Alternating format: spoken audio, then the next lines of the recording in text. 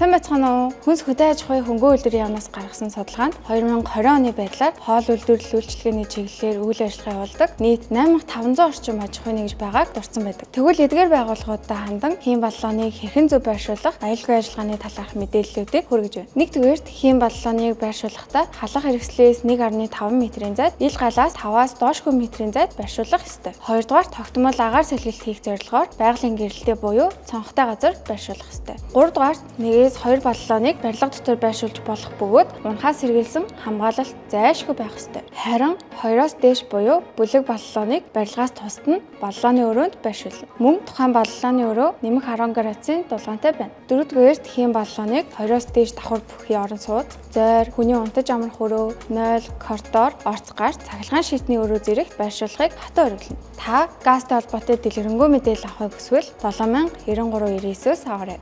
Горгаз эрүүл агаар эхлэхийн нэмсэглэл.